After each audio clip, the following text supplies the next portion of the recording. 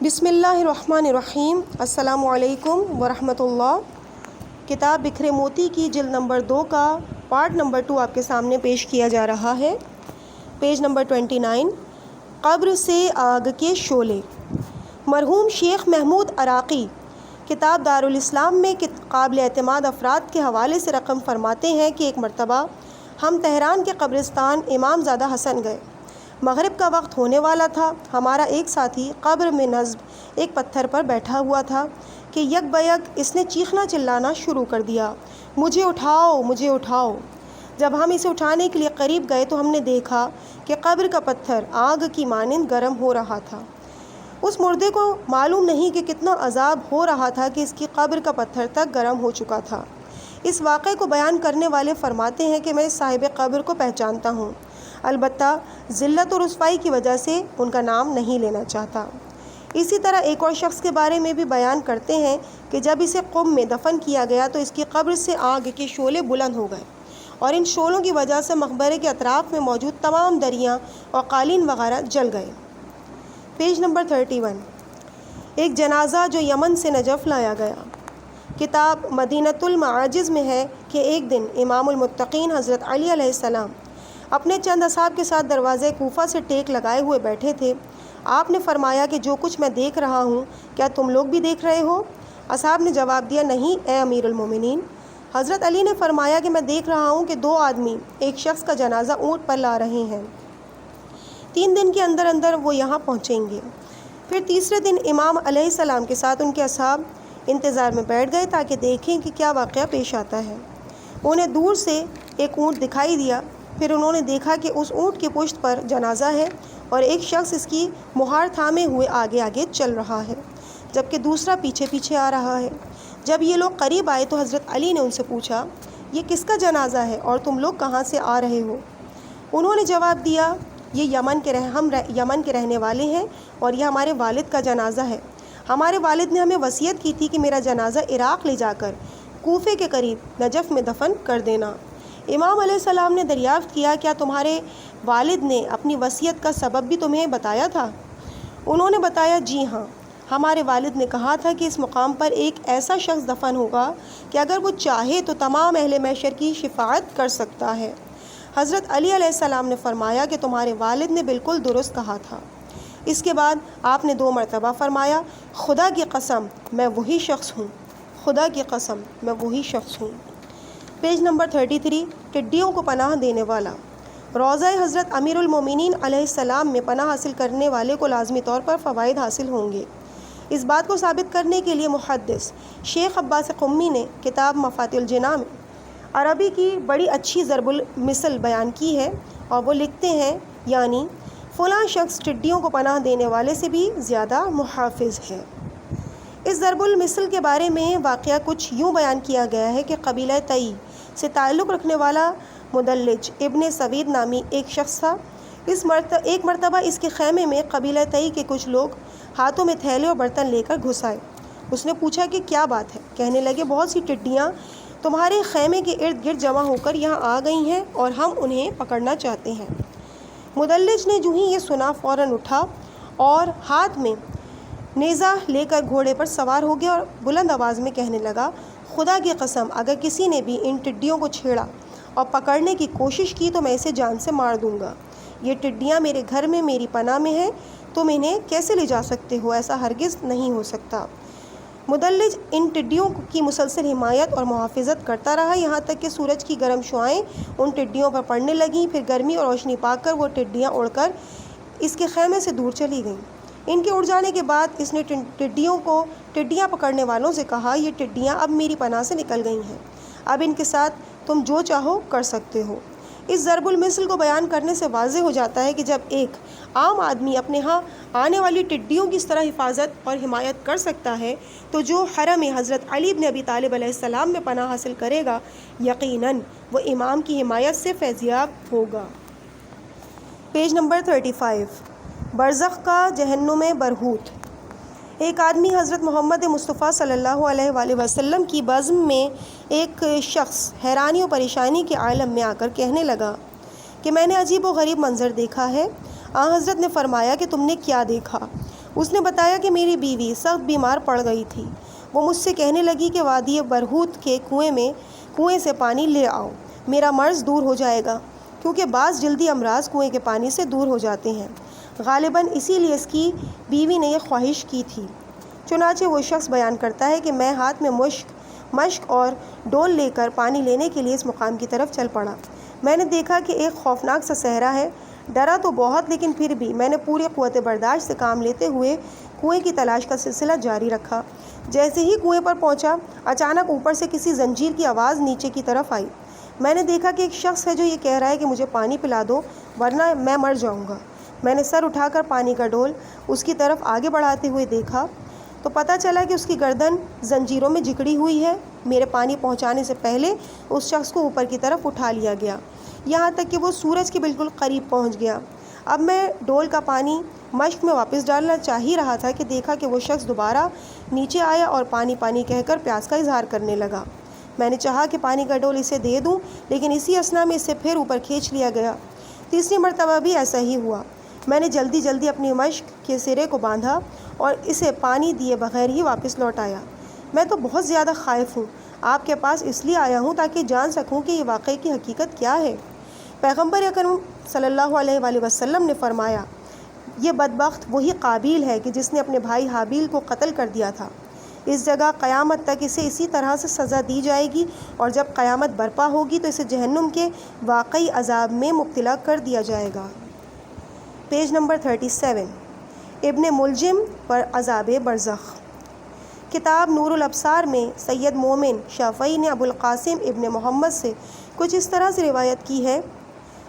راوی ابو القاسم کہتے ہیں کہ ایک مرتبہ میں نے مسجد الحرام کے اندر مقام ابراہیم میں لوگوں کے ایک گروہ کو دیکھا کہ وہ سب کے سب دائرے کی صورت میں جمع ہے۔ میں نے پوچھا معاملہ کیا ہے؟ ان لوگوں نے کہا کہ ایک راہب اسلام قبول کر کے مکہ آیا ہے اور بڑی عجیب و غریب باتیں بتا رہا ہے۔ قریب پہنچ کر میں نے دیکھا کہ ایک بزرگوار اونی لباس زیب تن کیے ہوئے بڑی سی اونی ٹوپی پہنے ہوئے بیٹھے ہیں اور لوگوں کو بتا رہے ہیں۔ میرا صومعہ یعنی عبادت کرنے کی جگہ دریا کے کنارے واقع تھا۔ ایک دن میں نے دریا کی جانب نگاہ کی تو مجھے انتہائی حیرت انگیز منظر نظر آیا۔ میں نے گدھ کی مانند ایک بڑے سے پرندے کو دیکھا کہ وہ اوپر سے نیچے کی جانب آ کر ایک پتھر پر بیٹھ گیا۔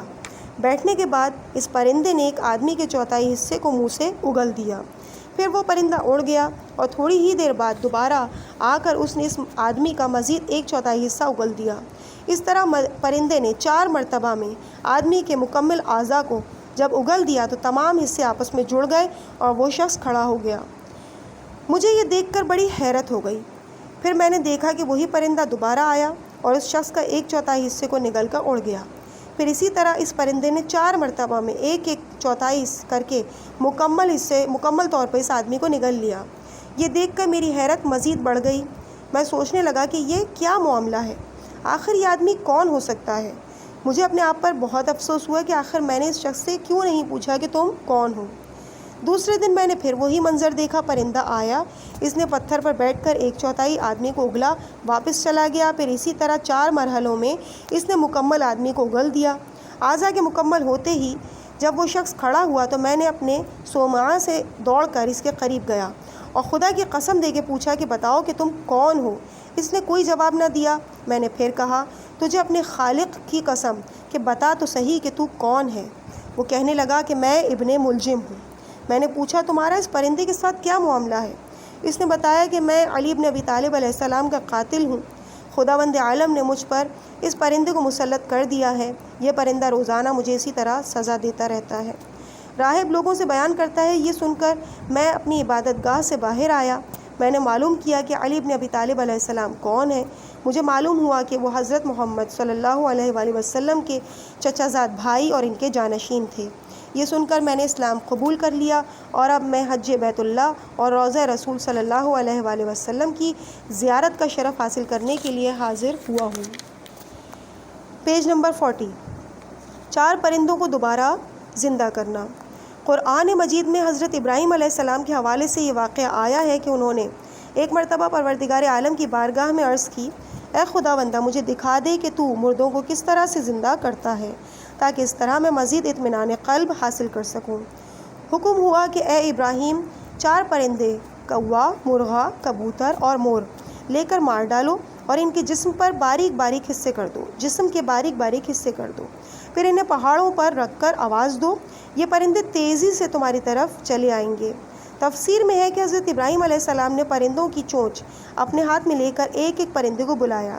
انہوں نے دیکھا کہ گوشت کے باریک باریک حصے ایک دوسرے سے جدا ہو کر آپس میں ملنے لگے اور اپنی اپنی چونچ کی جانب تیزی سے آ گئے۔ حضرت ابراہیم علیہ السلام نے مزید آزمائش کے لیے ایک پرندے کی چونچ دوسرے پرندے کے جسم سے جوڑنا چاہی، لیکن ایسا نہ ہو سکا۔ آخر کار تمام پرندوں کے جسم اپنی اپنی چونچ سے جڑ گئے اور خداوند عالم نے چاروں پرندوں کو زندہ کر دیا۔ پیج نمبر 42، آزادی کے بدلے غلامی۔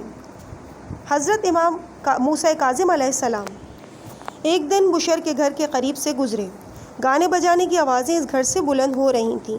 اسی اثنا میں بشر کی کنیز کوڑا کرکٹ پھینکنے کے لیے باہر نکلی۔ آپ نے اس سے پوچھا، یہ کس کا گھر ہے؟ اس نے کہا، بشر کا۔ امام علیہ السلام نے دریافت کیا، وہ آزاد ہیں یا غلام؟ کہنے لگی، میرے مالک کے کئی غلام اور کنیزیں ہیں، وہ بھلا کیوں غلام ہو سکتا ہے؟ آپ نے فرمایا، ہاں، اگر بندہ یعنی غلام ہوتا تو ایسا نہ ہوتا۔ یہ بات کہہ کر امام علیہ السلام روانہ ہو گئے۔ کنیز گھر میں داخل ہوئی تو بشر نے پوچھا، کس سے باتیں کر رہی تھی؟ کنیز نے ساری رودات بیان کر دی۔ بشر حافی فوراً سمجھ گیا کہ وہ کون تھے اور انہوں نے کیا کہا ہے۔ بشر ایک مالدار اور صاحب حیثیت شخص تھے، لیکن پھر بھی ننگے پاؤں دوڑتے ہوئے امام موسیٰ کاظم علیہ السلام تک پہنچ گئے، خود کو امام کے قدموں میں گرا دیا اور کہا، مولا، آزادی کے بدلے غلامی چاہتا ہوں، یعنی میں چاہتا ہوں کہ خدا کا اطاعت گزار بندہ بن جاؤں۔ اس طرح بشر نے امام موسیٰ کاظم علیہ السلام کے سامنے سچی توبہ کر لی۔ پیج نمبر 44، برزخ کی حیرت انگیز آنکھ۔ سید غیاث الدین نجفی کا شمار بزرگ شیعہ علماء میں ہوتا ہے۔ آپ نے کتاب انوار المزیہ کے حوالے سے ثقۃ الاسلام نوری نے اپنی کتاب مستدرک میں یہ واقعہ تحریر فرمایا ہے۔ ہمارے گاؤں ہلہ کے قریب قریوں میں سے ایک ہے۔ ہماری مسجد کا متولی محمد ابن ابی ازنیہ معمول کے مطابق روزانہ مسجد آیا کرتا تھا۔ ایک دن خلاف معمول وہ نہیں آیا۔ میں نے اس سے اس کی خیریت پوچھی تو پتہ چلا کہ وہ بیمار بستر پر پڑ گیا ہے۔ مجھے بڑی حیرت ہوئی کیونکہ ابھی کل رات تک تو وہ بالکل ٹھیک ٹھاک تھا۔ چنانچہ میں اسے دیکھنے کے لیے چلا گیا۔ میں نے دیکھا کہ وہ سر سے لے کے پاؤں تک جلا ہوا ہے، کبھی ہوش میں آتا ہے، کبھی اس پر بے ہوشی طاری ہو جاتی ہے۔ میں نے پوچھا کہ آخر یہ تمہیں کیا ہو گیا ہے؟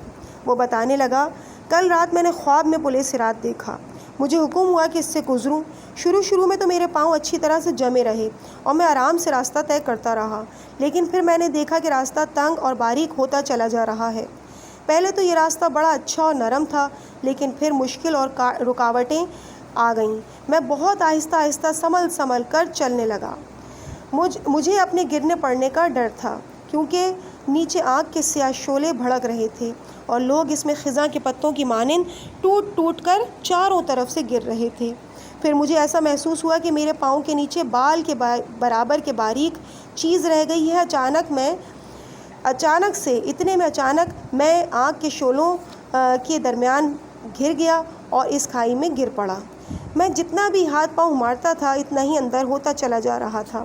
ایسا اس لیے ہو رہا تھا کہ جہنم کی آگ میں کشش پائی جاتی ہے، اور روایت میں ہے کہ 70 سال کا راستہ طے کرنے کے بعد کوئی شخص اس کی تہ تک پہنچتا ہے یا کوئی چیز اس کی تہ تک پہنچتی ہے۔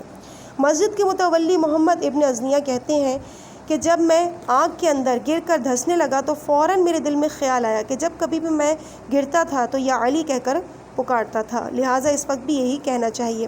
میں نے کہا، اغثنی یا مولا یا امیر المؤمنین، یعنی اے میرے مولا و آقا امیر المؤمنین علی علیہ السلام، میری مدد کیجیے۔ میرے دل میں فوراً سے یہ خیال آیا اور جیسے کوئی کہہ رہا ہو کہ اوپر دیکھو۔ میں نے نظر اٹھا کر اوپر دیکھا تو میرے مولا علی پل صراط کے کنارے کھڑے ہوئے نظر آئے۔ آپ نے اپنا ہاتھ بڑھا کے مجھے کمر سے پکڑ کر باہر نکالا۔ میں نے کہا، مولا، میں جل گیا ہوں، میری مدد فرمائیے۔ آپ نے گھٹنوں سے ران تک اپنا دست مبارک پھیرا، اتنے میں میری آنکھ کھل گئی۔ میں نے دیکھا کہ جہاں جہاں علی علیہ السلام نے اپنا ہاتھ پھیرا تھا وہاں کسی قسم کی کوئی تکلیف نہیں ہے، البتہ میرے جسم کے باقی حصوں میں سوزش ہو رہی ہے۔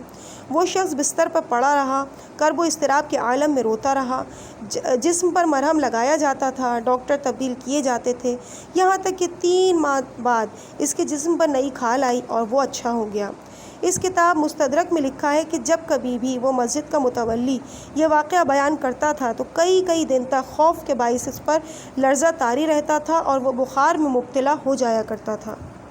پیج نمبر 47، دینی طالب علم طبیب بن گیا۔ اس دنیا میں بھی شفاعت ہو سکتی ہے۔ الحاج مرزا خلیل کا واقعہ کچھ اس طرح سے ہے۔ یہ واقعہ کوئی بہت پرانا نہیں بلکہ آج بھی بعض بزرگ ایسے ہیں جنہیں یہ اچھی طرح سے یاد ہوگا۔ مرزا خلیل شروع میں قم کے ایک مدرسے دارالشفا میں تعلیم حاصل کیا کرتے تھے۔ ایک دن وہ مدرسے کے کمرے میں بیٹھے ہوئے تھے کہ ایک ضعیفہ پریشانی کی حالت میں آئی اور کہنے لگی، میری مالکن کے دل میں شدید درد اٹھا ہے، اگر کوئی دوا ہے آپ جانتے ہیں تو بتا دیں۔ مرزا خلیل علم طب سے کوئی سروکار نہیں رکھتے تھے لیکن فوراً زبان پر آ گیا کہ فلاں دوا دے دو۔ دوسرے ہی دن طرح طرح کے انواع اقسام کے کھانوں سے سجے ہوئے خوان اس کے پاس لائے گئے، اس لیے کہ ان کے نسخے سے مریضہ صحت یاب ہو گئی تھی۔ وہ اب اس علاج کرنے کا حق اس طرح سے ادا کیا جا رہا تھا۔ پھر یہ خبر تمام پڑوسیوں میں پھیل گئی کہ مدرسہ دارالشفا میں ایک بہت ہی اچھا طبیب بھی زیر تعلیم ہے۔ یہ طبیب ایک ہی نسخہ دے کر علاج کر دیا کرتا ہے۔ آہستہ آہستہ حاجی خلیل کے پاس علاج کے سلسلے میں آنے والے لوگوں کا تانتا بن گیا۔ جب انہوں نے صورتحال دیکھی تو علم طب کے موضوع پر تحریر کردہ کتاب تحفہ حکیم مومن خرید کر باقاعدہ اس پر عبور حاصل کرنے کے لیے طبابت کرنے لگے۔ اس شعبے میں وہ اتنے کامیاب ہوئے کہ لوگ انہیں تہران لے گئے۔ تہران پہنچنے کے بعد انہوں نے کربلائے معلیٰ جانے کا ارادہ کیا، البتہ وہ سفر زیارت کرنے کے سلسلے میں عجلت سے کام لینا نہیں چاہتے تھے۔ اسی دوران ایک رات انہوں نے خواب میں دیکھا کہ کوئی شخص کہہ رہا ہے، اگر کربلا جانا ہے تو ابھی چلے جاؤ ورنہ 2 ماہ بعد حکومت کی طرف سے پابندی عائد کر دی جائے گی۔ حاجی مرزا خلیل 2 ماہ کی مدت گزرنے سے پہلے ہی کربلا روانہ ہو گئے۔ وہاں پہنچنے کے بعد انہیں یقین ہو گیا کہ خواب بالکل سچا تھا، کیونکہ اب ایران سے یہاں آنے پر پابندی لگا دی گئی ہے۔ معمول کے مطابق وہ کربلا میں بھی لوگوں کا علاج کرنے لگے۔ ایک دن ان کے پاس 2 خواتین آئیں۔ ان میں سے ایک نے اپنا ہاتھ دکھایا۔ مرزا خلیل نے دیکھا کہ زخم کی حالت بہت خراب ہے، چنانچہ جواب دیا، انہیں جذام کی بیماری ہے، زخم ہڈیوں تک سرایت کر چکا ہے، اس کا علاج نہیں ہو سکتا۔ آنے والی دونوں خواتین کو صدمہ پہنچا اور وہ واپس جانے لگیں۔ کچھ دور جانے کے بعد ایک خاتون واپس آئی۔ یہ دراصل اس مریضہ کی خادمہ تھی۔ اس نے آ کر کہا، حاجی صاحب آپ نے اس خاتون کو پہچانا؟ انہوں نے جواب دیا، نہیں۔ اس نے بتایا، یہ مریضہ حضرت علی علیہ السلام کی نسل سے ہیں، ہندوستان کے شاہی خاندان سے تعلق رکھتی ہیں۔ امام حسین علیہ السلام کی زیارت کا شوق انہیں یہاں کھینچ لایا۔ اپنے تمام مال و اسباب کے ساتھ وہ یہاں آئی تھیں اور اب بالکل تنگ دست ہو چکی ہیں۔ کچھ عرصے سے یہ مرض انہیں لگ گیا ہے اور اب آپ بھی ان کو علاج سے مایوس کر رہے ہیں۔ یہ سن کر حاجی خلیل نے کہا، انہیں جلدی سے واپس بلاؤ۔ واپس آئیں تو انہوں نے کہا، بی بی مرض تو بہت شدید ہے لیکن پھر بھی میں علاج کرتا ہوں، امید ہے کہ اللہ تعالیٰ شفا عطا فرمائے۔ 6 ماہ علاج کرنے کے بعد اس سیدانی کے ہاتھ کا زخم اچھا ہو گیا، چنانچہ وہ حاجی خلیل کی اتنی معتقد ہو گئیں کہ انہی کے گھر رہنے لگیں۔ وہ ہمیشہ ماں کی طرح حاجی پر مہربان رہا کرتی تھیں۔ کچھ دنوں بعد مرزا خلیل نے خواب میں اسی شخص کو دیکھا جو تہران میں دکھائی دیا تھا۔ وہ کہنے لگا، تم بیمار پڑو گے اور 10 دن بعد مر جاؤ گے۔ حاجی مرزا خلیل نے وصیتیں کیں۔ چند دنوں بعد بیمار ہوئے اور مرض بڑھتا چلا گیا، یہاں تک کہ 10ویں دن نزع کی کیفیت طاری ہو گئی۔ اتنے میں وہی سیدانی کمرے میں داخل ہوئیں اور حاجی کی حالت دیکھ کر بے انتہا مضطرب ہو گئیں۔ یہ کہتی ہوئی گھر سے نکلیں کہ جب تک میں واپس نہ آؤں گی انہیں کچھ نہ کرنا۔ وہ سیدانی سیدھی روضہ امام حسین علیہ السلام پر پہنچی، زری کی جالیوں کو ہاتھوں سے تھاما اور کہا، اے جد بزرگوار، میں حاجی خلیل کو تم سے چاہتی ہوں، خدا سے انہیں دوبارہ زندگی دلوائیے۔ یہ کہتے ہوئے اتنا روئیں کہ غش آ گیا۔ اسی حالت میں دیکھا کہ مولا حسین آ کر فرما رہے ہیں، میری بیٹی تجھے کیا ہو گیا ہے؟ حاجی خلیل کی زندگی کے دن پورے ہو چکے ہیں، اب ان کی موت سر پر آ پہنچی ہے۔ سیدانی نے کہا، یہ سب باتیں میری سمجھ میں نہیں آتی، میں تو حاجی کو آپ سے مانگ کر رہوں گی۔ امام نے فرمایا، بہرحال میں دعا کرتا ہوں، اگر خدا کو منظور ہوا تو اس کو واپس لوٹا دیا جائے گا۔ ابھی تھوڑی دیر بھی نہیں گزری تھی کہ امام علیہ السلام نے مسکرا کر فرمایا، خداوند متعال نے میری دعا قبول کر لی ہے، حاجی خلیل کو دوبارہ زندگی عطا کر دی گئی ہے، بلکہ ان کی موجودہ عمر سے دگنی عمر مرحمت ہوئی ہے۔ اس کے بعد یہ سیدانی گھر آئیں، دیکھا حاجی مرزا خلیل بالکل صحیح و سالم بیٹھے ہوئے ہیں، اور انہیں دیکھتے ہوئے کہا، اے سیدانی، خدا آپ کو جزائے خیر دے۔ جس وقت یہ واقعہ پیش آیا مرزا خلیل 30 سال کے تھے۔ اس کے بعد مزید 60 سال زندہ رہے اور 90 برس کی عمر میں ان کا انتقال ہوا۔ پروردگار عالم نے انہیں 4 بیٹے عطا فرمائے، ان میں سے ایک حاجی مرزا حسین دنیائے تشیع کے مرجع تقلید بنے اور ایک بیٹا بڑا طبیب بنا۔ مرحوم حاجی مرزا خلیل نے اپنے بیٹوں کو جو وصیتیں کی تھیں ان میں خاص طور پر یہ بھی وصیت تھی کہ علوی سادات کا ہر طرح سے احترام کرنا، کیونکہ یہ خدا کے نزدیک بہت زیادہ قدر و منزلت رکھتے ہیں۔ پیج نمبر 52، مقصد خلقت سے ناآشنا عابد۔ بہت عرصہ ہوا ایک عبادت گزار شخص عبادت کرنے کے واسطے شہر سے دور ایک جزیرے میں چلا گیا تاکہ وہاں شہر کے ہنگاموں اور شور شرابے سے دور رہ کر خدا کی زیادہ سے زیادہ عبادت کر سکے۔ یہ جزیرہ انتہائی سرسبز و شاداب اور پھلدار درختوں سے گھرا ہوا تھا، اور انہیں درختوں کے پھلوں سے اس کی غذائی ضرورت پوری ہوا کرتی تھی۔ پھر یوں ہوا کہ کسی فرشتے نے اس عابد کو دیکھا کہ وہ برسوں سے اس جگہ عبادت میں مشغول ہے، لیکن اس کا ثواب انتہائی کم ہے، تو اسے بہت تعجب ہوا، کیونکہ اتنی بہت سی عبادتیں کرنے والے کو تو خدا کا خاص ولی بن جانا چاہیے تھا۔ فرشتے نے سوچا کہ آخر کیا وجہ ہے کہ یہ اتنی عبادت کے باوجود کسی بلند مقام تک نہیں پہنچ سکا۔ یہ سوچنے کے بعد فرشتے نے بارگاہ خداوندی میں عرض کی، پروردگار، اتنے سالوں کی عبادت اور دنیا سے دوری کے باوجود تیرا یہ عبادت گزار بندہ کسی مقام تک کیوں نہیں پہنچ سکا؟ حکم ہوا کہ جا کر اس کا امتحان لو، معلوم ہو جائے گا۔ فرشتہ انسانی صورت میں عابد کے پاس آیا۔ کچھ دیر کے بعد عابد نے پوچھا کہ آپ کون ہیں؟ فرشتے نے کہا، خدا کا ایک بندہ ہوں، یہاں سے گزر رہا تھا، آپ کو ذکر الہی اور عبادت میں مشغول دیکھ کر میں نے چاہا کہ کچھ دیر آپ کے ساتھ اس میں شامل ہو جاؤں۔ بتائیے کہ آپ کا کیا حال ہے اور یہاں زندگی کیسی گزر رہی ہے؟ عابد نے کہا، اس جزیرے کو خداوند عالم نے بے پناہ نعمتوں سے مالا مال کیا ہے، یہ ہمیشہ بھرا رہتا ہے، طرح طرح کے پھل کافی مقدار میں یہاں موجود ہیں، لیکن افسوس کہ یہاں کوئی گدھا نہیں جو اس ہری بھری گھاس کو کھائے۔ بہت دکھ ہوتا ہے کہ جب یہ ہریالی سوکھ کر ختم ہو جاتی ہے۔ عابد کا یہ جواب سن کر فرشتہ سمجھ گیا کہ کہاں پر خامی ہے۔ وہ یہ جان گیا تھا کہ اصل میں خدا کا یہ بندہ فکری لحاظ سے کمزور ہے، عظمت خداوند متعال کو اچھی طرح نہیں سمجھ سکا۔ وہ اللہ تعالیٰ کے مقصد خلقت سے ناآشنا ہے اور 2 کوڑی کے برابر بھی عقل نہیں رکھتا، اور اللہ تعالیٰ کی خلقت اور اس کی حکمت و مصلحت پر اعتراض کرتا ہے۔ اسے اتنا بھی نہیں معلوم کہ خداوند عالم کو جہاں کہیں بھی لطف و کرم کرنے کی ضرورت ہوتی ہے وہاں اپنا لطف و کرم فرما دیتا ہے۔ بس اگر کسی جگہ کو سرسبز و شاداب رکھنے میں مصلحت ہوتی ہے تو اسے سرسبز و شاداب کر دیتا ہے، نہ یہ کہ اس کا کوئی ایسا دستور ہے کہ جہاں گدھا ہوگا وہیں سبزہ اگائے گا ورنہ نہیں اگائے گا۔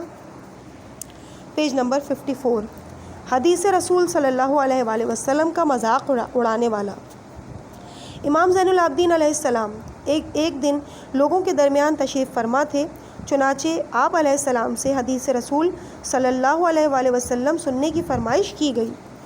امام علیہ السلام جانتے تھے کہ یہاں منافقین بھی موجود ہیں اور خاص طور پر زمرہ ابن زرار بھی موجود ہیں، آپ کا دل جس کا دل خضوع و خشوع اور ایمان سے خالی ہے۔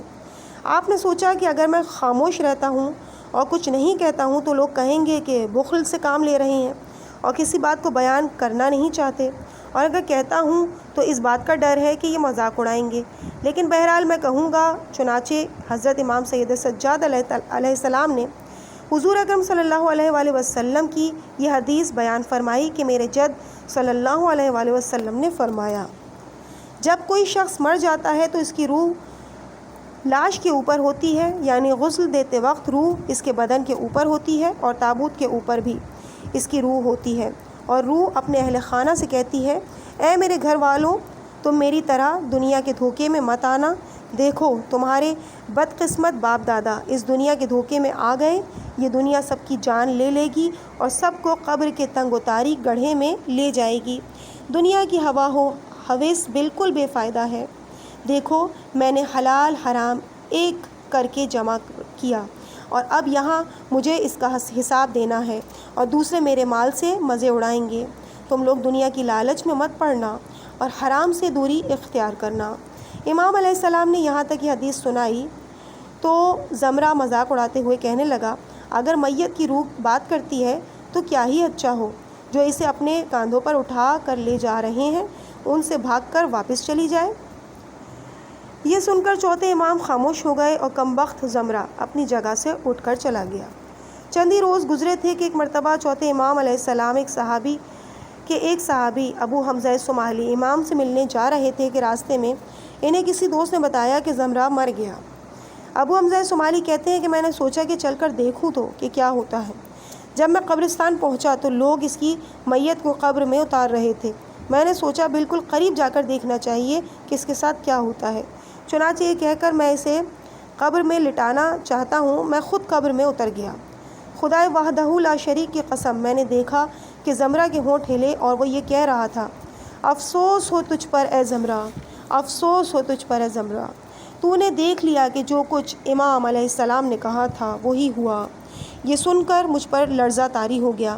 میں وہاں بالکل نہیں ٹھہر سکا اور فوراً قبر سے نکل گیا اور حضرت امام زین العابدین علیہ السلام کی خدمت میں پہنچ کر میں نے کہا، مولا، وہ شخص جو اس دن حدیث رسول صلی اللہ علیہ وآلہ وسلم کا مذاق اڑا رہا تھا وہ مر گیا ہے اور میں نے خود اپنے کانوں سے سنا ہے کہ وہ کہہ رہا تھا، اے بدبخت، افسوس ہو تجھ پر، تو نے دیکھ لیا جو کچھ امام نے فرمایا تھا وہ بالکل برحق اور سچ تھا اور آج تو اسی مقام پر پہنچ گیا ہے۔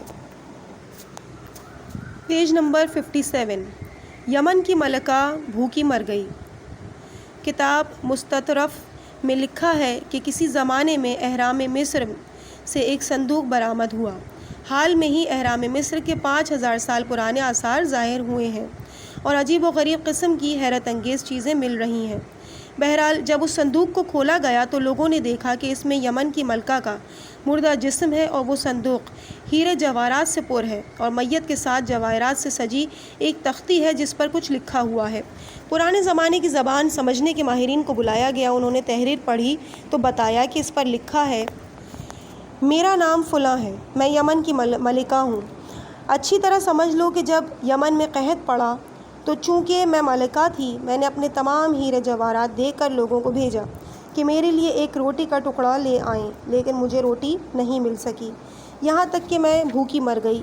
میں نے وصیت کر دی تھی کہ جب میں مر جاؤں تو یہ ہیرے جواہرات میرے ساتھ صندوق میں ڈال کر مجھے دفن کر دینا، تاکہ بعد میں آنے والے لوگوں کو معلوم ہو جائے کہ مال و دولت اور مقام و مرتبہ کوئی کام نہیں آتا، اور بھلا کہیں پیسہ بھی موت کو روک سکتا ہے۔ ایسے واقعات سے بخوبی اندازہ ہو جاتا ہے کہ خداوند عالم جب کسی کو سزا دینا چاہتا ہے تو اس کا مال و دولت اور عہدہ اس کے کسی کام نہیں آتا۔ خداوند عالم ہمیں مقام و منصب اور مال و دولت کو سب کچھ سمجھنے سے بچائے۔ Page number 59۔ ایک خوبصورت جوان۔ ابن سیرین ایک خوبصورت جوان تھا۔ یہ ایک سونار ہوا کرتا تھا۔ ایک مرتبہ اس کی دکان پر شہر کی ایک مالدار عورت اپنی خادمہ کے ساتھ آئی اور کہنے لگی کہ میرے پاس کچھ ہیرے جواہرات ہیں، گھر پر آ کر انہیں دیکھ کر خرید لو۔ وہ عورت ابن سیرین کو اپنے گھر لے گئی۔ گھر کے اندر داخل ہوتے ہی اس نے اپنی خادمہ سے کہا کہ دروازہ اچھی طرح سے بند کر دو، اور پھر وہ ابن سیرین سے کہنے لگی، میں نے دراصل تمہیں دھوکہ دیا ہے، دراصل بات یہ ہے کہ میں تمہارے عشق میں گرفتار ہو گئی ہوں، یہ سب تو بس تمہیں گھر لانے کا بہانہ تھا۔ یہ صورتحال دیکھ کر ابن سیرین سوچ میں پڑ گئے کہ کس طرح سے اس سنگین معاملے اور گناہ سے بچا جا سکتا ہے۔ البتہ یہ سچ ہے کہ جب انسان گناہ سے بچنے کی ٹھان لیتا ہے تو پروردگار عالم اس کی مدد کرتا ہے۔ چنانچہ تھوڑی دیر غور و فکر کرنے کے بعد محمد ابن سیرین نے بظاہر اس عورت سے تعاون کا اظہار کیا اور ساتھ یہ خواہش کی کہ میں رفع حاجت کرنا چاہتا ہوں۔ اس کے بعد وہ بیت الخلاء میں گئے اور اس کی غلاظت اپنے چہرے اور ہاتھوں پر مل لی۔ اسی حالت میں پلٹ کر اس عورت کے پاس آ گئے۔ عورت نے جب یہ منظر دیکھا تو انہیں اپنے گھر سے باہر نکال دیا۔ اس کے بعد ابن سیرین نے حمام میں جا کر غسل کیا اور صاف ستھرے ہو گئے۔ آپ نے دیکھا کہ تھوڑی سی غور و فکر کرنے کے بعد کس طرح صبر و استقامت کا مظاہرہ کرتے ہوئے محمد ابن سیرین نے اپنے آپ کو آتش جہنم سے بچا لیا، اور اس عمل نیک کی بدولت خداوند عالم نے انہیں اس دنیا میں خواب کی تعبیر کا علم عطا فرما دیا، اور اس کے علاوہ زمانہ برزخ اور آخرت میں خدا کیا کچھ عطا کرے گا وہی بہتر جانتا ہے۔ اس مقام پر کتاب بکھرے موتی جلد نمبر 2 کا حصہ نمبر 2 مکمل کیا جاتا ہے۔ اس کے آگے کے واقعات کو پارٹ نمبر 3 میں انشاءاللہ پیش کیا جائے گا۔ التماس دعا۔ والسلام علیکم ورحمۃ اللہ۔